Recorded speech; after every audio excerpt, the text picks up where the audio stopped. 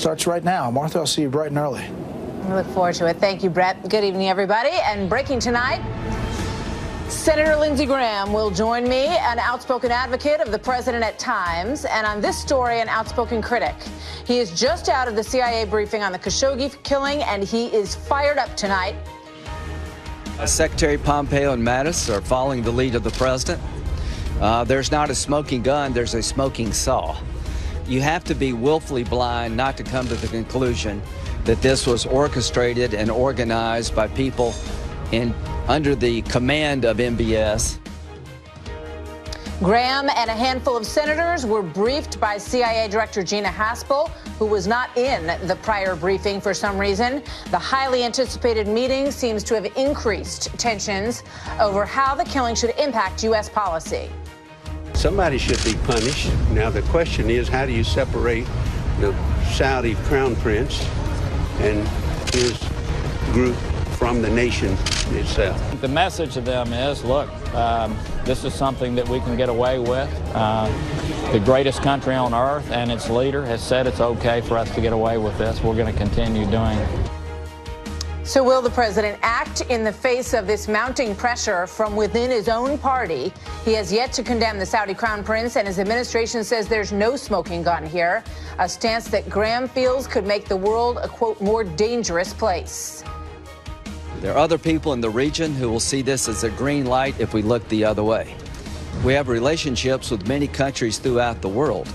If they believe the relationship is more important than our values, then they're going to get the wrong message and the world becomes a more dangerous place. Senator Graham joins me now. Senator, thanks for being here. Good to see you tonight in Washington.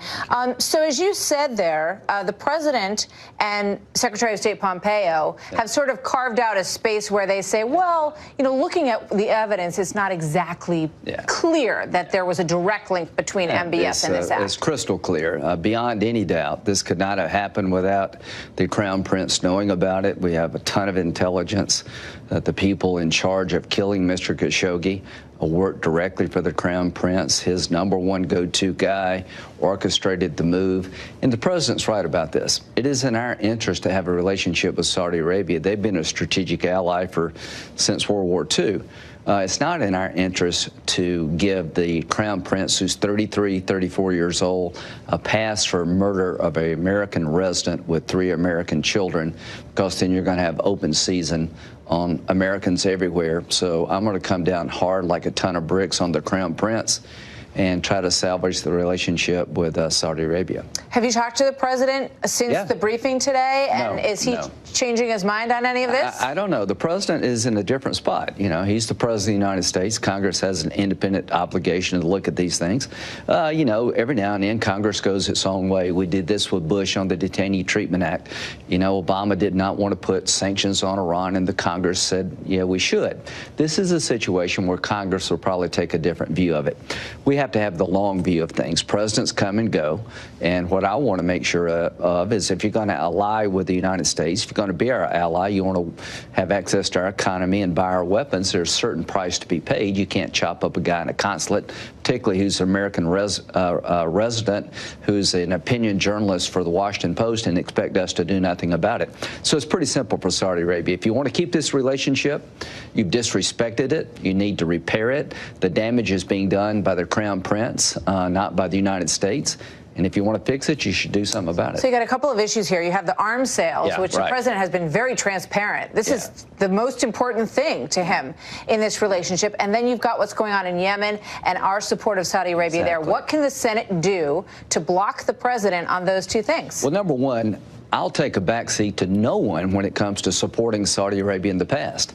I have stood up on the floor of the Senate time and time again advocating for the arms sales. Now I'm going to say we should suspend the arms sales until those responsible for Mr. Khashoggi's murder are held to account. This is a big change for me. Why? If we don't stop it now, it gets worse later. It's just not the killing of Mr. Khashoggi. The Crown Prince put an embargo on Qatar, an ally of the United States, where we had 14,000 troops and never told us about it. He put the Prime Minister of Lebanon under house arrest and got him to resign. He's put half his family in jail. He's been a wrecking ball when it comes to the Mideast in general. And I've had enough, and if we don't stop him now, it gets worse later. So I'm not going to support arms sales to somebody this unstable. What makes you believe he wouldn't take an American weapon system and give it to the Chinese? This guy's nuts. You know, everybody thought he was a reformer. Yeah, I did too. He had a good relationship with Jared Kushner. The president made his very first trip to Saudi Arabia. So why do you think you all, and you know, everybody knows that, you know, there's a lot of bad actors and bad actions in the world. I mean, you look at right after Tiananmen Square, Brent Scowcroft was, you know, cheersing champagne with the leadership in China. So we overlook a lot of bad stuff in the world because we need to sometimes. But why is this so different for you? That's a good, okay, everybody in the world's watching, by the way. And when you sell weapons to somebody and when you let them have access to your economy and you treat them as a real ally, that's different than having a relationship with China, Iran, or Russia. They're not our allies, they're our foes, and sometimes you can only do so much. But when you get in America's orbit and when you want to associate yourself with America in a direct way, we can't ignore this because other people will see this as a green light to do. What about other journalists? What about people saying, I don't like my government? And if you're an ally of the United States and we let somebody get chopped up in a consulate, then we're abandoning our values. So I'm a pretty practical guy. I introduced MBS 6 months ago in town as being the hope of the Mideast. Boy, was I wrong. So here's what the way I feel about it. I was played. I was used. Did you tell the president that you think he's been played on this? Yes. Here's what I told him. What does he say about that? Well, here's what I told the president. Name one president of the United States that's done more to reach out to Saudi Arabia. The first trip you took was to Saudi Arabia. You have created a relationship that's special, and this is the way you get repaid? Clearly, they don't respect you. They don't respect us. They feel like they can do anything and get away with it. Now's the time to come down hard. Now's the time to be the leader of the world and not accept this as just the way things are. I'm going to cut them off. I've gone from being this guy's biggest champion to being his biggest nightmare. And I would advise the president that people are sizing you up. The Iranians are looking at you. The Russians are looking at you. And this guy has basically disrespected us, you, and the nation and all of our values. But you don't think that message is getting through? If you let him get away with it, if you let him get away with this, Mr. President, then you're sending a signal that you're just about transactions. You're not somebody special. And the President of the United States needs to be somebody special. Is there any indication that he is, that this point that you're trying to make is getting through to the president in any way? I like the president. He's done a great job with ISIS. He stood up to Iran. I like the fact that he opened the door to Saudi Arabia so we'd have a bulwark against Iran.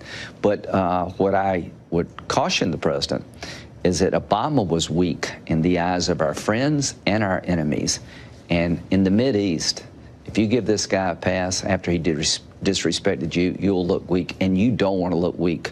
Right now, you've got to be strong. Everybody's watching. So before you know it, we're going to be deep into 2020. Yes. And Joe Biden, the former vice president, was talking about how strongly positioned he believes he is for the next election. And here's what he had to say. I think I'm the most qualified person in the country to be president. The issues that we face as a country today are the issues that I've worked on my whole life. The plight of the middle class and foreign policy. You've known him a very long time. You've been in Washington a long time. Right. Is he the most formidable of the potential Democrat candidates? I think he would be a tough opponent, but I think President Trump will win because if you like what Biden has to offer, Clinton wouldn't have gotten beat because she was an extension of that kind of way of doing business. If you like looking weak throughout the world as Obama and Biden looked, if you like a stagnant economy, where it's a command and control economy and the wages are not growing, then go back that way.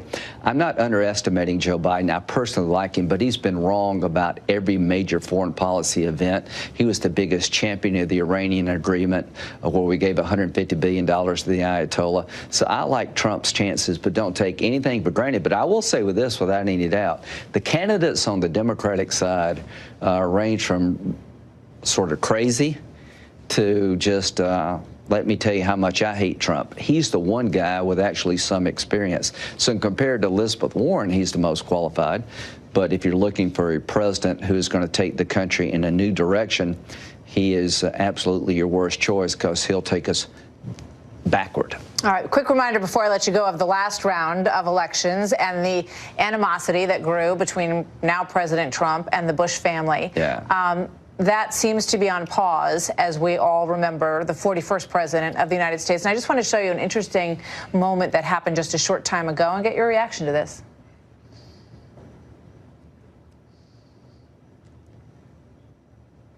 Handshakes all around, and but here's my a reaction. nice moment for these two couples. I love Laura and W. He's a good man. I've tried to help President Trump. I really like him. From my point of view, this is a touching moment. The Republican Party needs to come together, and Kavanaugh brought us together. Kavanaugh was a Bush guy picked by Trump to be on the Supreme Court, and they tried to destroy him. And I hope Republicans remember, they just don't hate Trump. They hate us all. They hate conservatism on the far left. And to see these two families to shake hands and make amends is not only makes me feel good as an American, but particularly as a Republican. If we can come together and understand we have far more in common than we have in differences, President Trump is going to win big in 2020. Senator Graham, thank you. Always a pleasure to have you with us. Thanks for being here tonight. Thank you.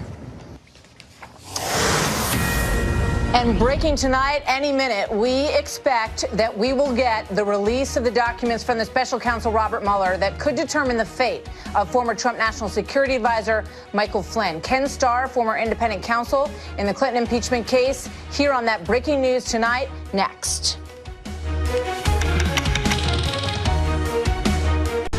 So any moment now, we expect big news from the man we have heard next to nothing from, the special counsel himself. Robert Mueller is about to release his sentencing memo on President Trump's former National Security Advisor, Michael Flynn. Now, it was about 1 year ago this month when Flynn pleaded guilty to lying to the FBI. That plea, though, has raised a lot more questions than it ever answered. Mainly, did Flynn cut a deal to cooperate with the special counsel? And if he did, what information did he have? The severity of the sentence that is recommended tonight when it comes in by Robert Mueller will certainly begin to shed some light on Mueller's case. Joining me now, Judge Ken Starr, former independent counsel under President Clinton and author of the book Contempt, a memoir of the Clinton investigation. Thank you very much, Judge Starr, for being here tonight. What do you expect will be revealed when we get a look at this sentencing document?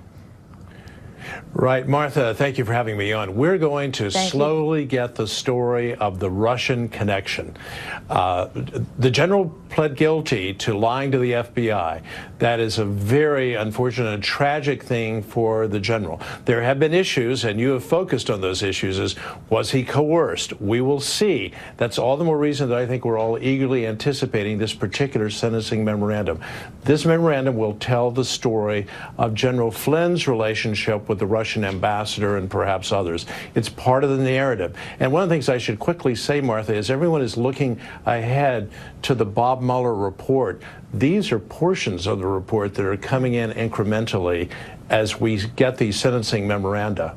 Right. You know, I mean, you always try to get to the heart of the issue here. I think when you follow, Watergate or Whitewater or the Clinton case, it gets lost. These investigations go on and on and on. This has been going on for a year and a half. And as you well know, they can go on for a long time. But at the heart of this is whether or not Michael Flynn or Michael Cohen or Paul Manafort, did they discuss anything with the Russians? Did they, arrange for hackers to leak these emails? Was the president aware of any of that? And so far, we don't have any we're not privy to any actual evidence or connection that draws those things together. But two other people, Roger Stone and Jerome Corsi, are suggested by this story to have had some link to WikiLeaks, to Julian Assange. They both say that never happened. They don't know the man, never had any interaction with him. And tonight, Roger Stone has refused to speak to Dianne Feinstein, Senator Feinstein's committee, about this. What do you make of their resistance? What does that tell you, Judge Starr? There is a brokenness in the relationships. believe it or not, the special counsel or special prosecutor has a relationship. This is a human process. And are you on the same team or are you not? And so I think one of the challenges that the Mueller team is now having is getting people on the team. They say they're going to join the team and then they don't. Or they're on the team and then they're saying we're off. There's a brokenness in the relationships that's frankly an impediment to us bringing the investigation to a conclusion. But you're absolutely right. There thus far has been no public evidence of any kind of collusion with Russian interests and the Trump campaign. So we keep finding new areas, right, such as, well, what about the Michael Cohen plea, et cetera, with respect to business relationships in Russia carrying on into the presidential campaign. The good news, I think, for the country, because the country should want the president to succeed, is there's no indication that the president has been in any way misleading or just not telling the truth to the investigators, to the Mueller team. So hopefully this is now winding down with these sentencing memoranda coming to light that I think will shed light on these relationships with Russian interests. Let me ask you about that brokenness, because Manafort and Stone and Corsi all claim that the reason that relationship with the prosecutors and the special counsel is broken is because they were asked to admit to things that they say they didn't do. And they were not comfortable doing that, which is understandable if they're telling the truth. That's the if. That's an extremely serious charge. There is no question prosecutorial power can be abused. I was accused of abusing that power. I don't think I did. I think we were vindicated. But if there is a charge, especially by more than one individual, that he, she, they are being coerced, then that has to be taken very seriously, because that goes to the morality of the investigation. So hopefully this brokenness will be healed so we can all find out the truth, which is what we've been waiting for since May of last year when Bob Mueller was appointed. Before I let you go, and I want to ask you about President Bush also, but very quickly, you know, people say that this looks like the ends are starting to tie up, and then there are loose ends that look like they could go on for a long time. Right. You've been in this position. What's your take? Given all the indications, I think that it is coming to an end. But the unexpected does happen, which could, in fact, be a fly in the ointment. So let's stay tuned, follow it day by day. Let's don't try to get ahead of the story. And then see, especially, again, I want to emphasize, the filings and the sentencing memoranda, and also then in the indictments that the Mueller team has already filed against the Russian nationals and the Russian organizations, is telling us a lot. And thus far, what it's telling us is the Russians were really bad actors, no engagement by the Trump campaign, as far as we know, with these very bad people from Russia. All right. Before I let you go, obviously we are all pausing over these few days to mourn the passing of President Bush 41, and you knew him for a very long time. Your thoughts on him before I let you go tonight? Well, thank you for sharing that. Obviously, the outpouring of love and affection and admiration for President Bush 41 is very appropriate. It's fitting. It's proper to live his great life. And yes, at a very personal level, I came to know him when he was a member of Congress from my native state of Texas, and I was working my way through undergrad school, and he was always unfailingly kind and gracious, just the kind of person who we've seen. He appointed me as Solicitor General of the United States. That was his one big mistake. But other than that, he had just a great, great career. And so we miss him. I loved both Barbara and the president. Special people and great Americans, and it's fitting that we remember them. We thank you for sharing your story with us, Judge Starr. Yes. Always good to have you with us. So come back. We're going to get a lot of news here, so stick around. Thank you, sir. Yes. Thank you. So coming up next, new information tonight on the disappearance of the controversial Chinese scientist who claimed that he created gene-edited babies. Where is he?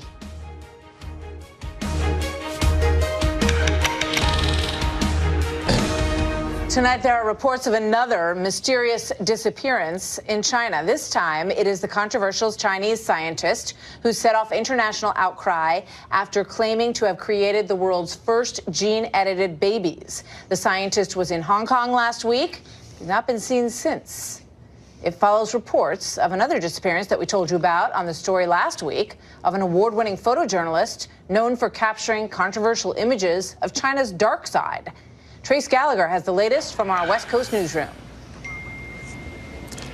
Hey, Martha, He Jiankui is the lead researcher in the project that claims to have altered the DNA of twin girls to make them resistant to the virus that causes AIDS. The claim has not been independently confirmed or peer-reviewed in scientific journals, and many mainstream scientists have condemned the experiment, calling Dr. He the Chinese Frankenstein. Last week, He Jiankui presented his findings at the International Human Genome Editing Conference in Hong Kong. Watch. For this specific case, I feel proud, actually. I feel proudest.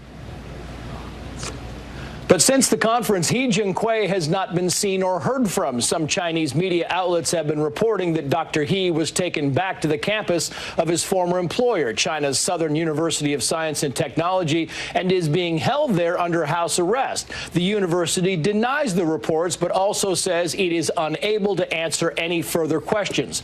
We should note the gene editing experiment was conducted outside the university, and Dr. He, who was also a former postdoctoral fellow at Stanford University, is now under investigation by China's National Health Commission, though there is no indication the commission has detained or questioned the scientist. Dr. He's disappearance comes exactly 1 month after famed photojournalist Lu Guang went missing in a remote province of Xinjiang, an area of China known for a series of internment camps used to, quote, re-educate Muslim Uyghurs and other ethnic groups. Some call them indoctrination camps.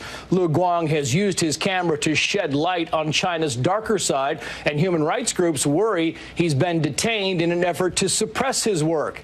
The U.S. Embassy in Beijing has called on the Chinese government to allow journalists to do their jobs without interference, and the Foreign Correspondents Club of Hong Kong is asking the Chinese government to at least confirm that Lu is safe.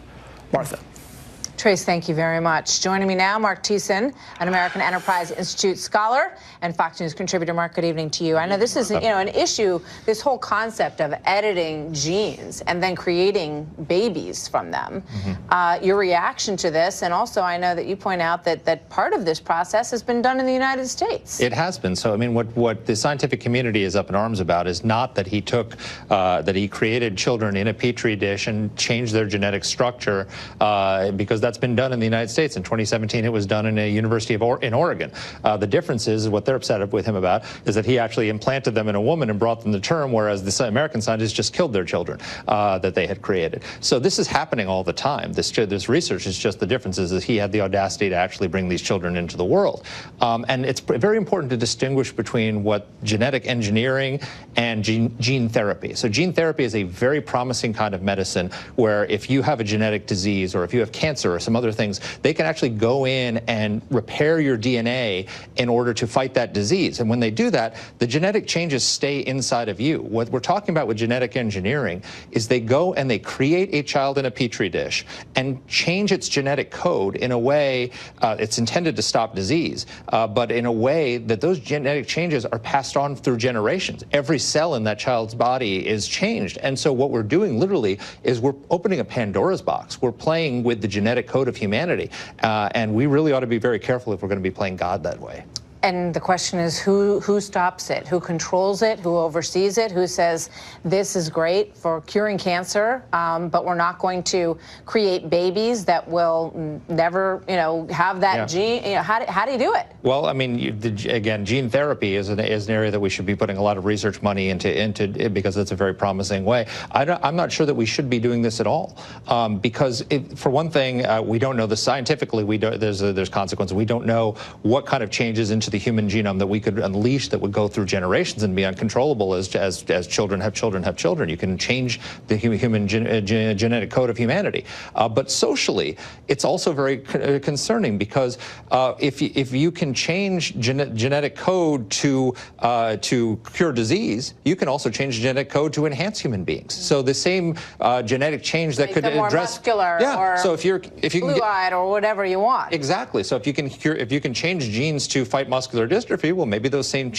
technologies can be used to enhance muscle and speed and strength. If you can do genetic changes to cure dementia, you could also improve cognition. And that has remarkable social consequences because only the wealthy will be able to afford this. So if you're concerned about inequality, you're going to have a genetically enhanced elite that has access to this and a unenhanced poor. And then all sorts of changes will happen in society that are really, really something that troubling. you have no idea what the ramifications are of these so-called perfect people. Yep. Which would likely not be. Mark, thank you very much. Thank you, Good Martha. to see you as always. So a live look this evening at the U.S. Capitol Rotunda, where President George H.W. Bush lies in state this evening, not too far from here. My next guest calls the late president the greatest boss he's ever known. Bill Bennett, here with some untold stories tonight. He's the guy on the right about Bush 41 in the White House. Coming up next. Now, the Congress has authorized creation of a White House Office of National Drug Control Policy at cabinet level. And I'm especially pleased to announce my intention to nominate my friend Bill Bennett, former Secretary William Bennett, to head that office as its... Senator and Congressman Bob Dole, 95 years old, stood up from his wheelchair to salute the late President H.W. Bush. Clearly, he was moved by that moment. You could see it on his face. The late president, 41's body lie in state at the United States Capitol. People still lined up 2.5-hour waits in the lines that are wrapping around the Capitol to pay their respects this evening ahead of the funeral, which will be tomorrow morning at Washington National Cathedral. Brett Baer and I will take you through that starting at 9 o'clock in the morning. President Bush, so they're taking steps in this, what we're hearing about these funeral plans tomorrow, to kind of ensure that it doesn't turn into an opportunity to take swipes at the current president, who met today with President George W. Bush and his wife Laura. Interesting moment that we witnessed outside of Blair House today. Display of unity, shaking hands, smiling for the cameras. My next guest has fond memories of the entire Bush family dating back to his time as a member of Bush 41's cabinet. He served as the country's first ever drug czar. I have chosen Bill Bennett, to be the commanding general in the drug war. Here now, Bill Bennett, also a Fox News contributor. Bill, good to see you tonight. Thank you. At that press conference, first question was, Mr. Bennett, are you still smoking? And the president interrupted my answer and said, Bill, do you smoke? I said, not anymore, that's for sure. But, the drug czar can't smoke. No, drug czar can't smoke. But a great job he did for me. I did the best I could for him. No president has done more on this issue than George Herbert Walker Bush. He backed me up. He went where I asked him to go.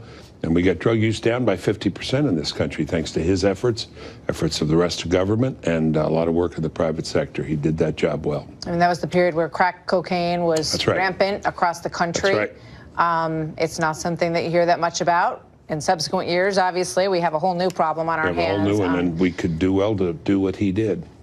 Talk to me a little bit about what you say is that we watched President Trump and the First Lady greeting the Bushes outside of Blair House, as we just showed. And you say that there's a Trump side of Bush 41. Yeah, I know. Well, what do they say? De mortuis nil nisi bonum. You know, your mother, a Notre Dame graduate, you know, or a student, you know, in Latin, do not speak ill of the dead. And I'm not going to speak ill of him, but there's a little bit of a, Bush was, this always wonderful, always perfect person. Well, he was a wonderful person and a great human being and a model human being, but he had a tough side. He just tended to outsource his, if you will, Trump side. Lee Atwater ran about as tough a campaign as you can. Roger Ailes and Lee Atwater. In the cabinet, I got 2 calls a week from John Sununu yelling at me.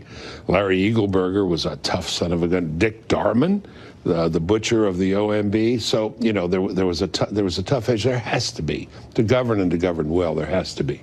But he always remained who he was. He had the gift of always being himself, a gracious and decent man. And I spent a lot of time with him. As I said, he never turned me down. He was wonderful to my family. And I am looking forward to getting a chance to say goodbye to him. To remember him tomorrow, and I know you're going to join us tomorrow. And it's interesting that the report is that there's been an effort on the part of the family to keep the swipes out of this service. This is about 41 tomorrow, and they want everyone to stay on that page, which is, of course, understandable. We're not going to see what we saw last time at the National Cathedral, regrettably. I think at the McCain funeral, there were a couple of things that shouldn't have happened. And I have to congratulate the Bush family and the Trump family.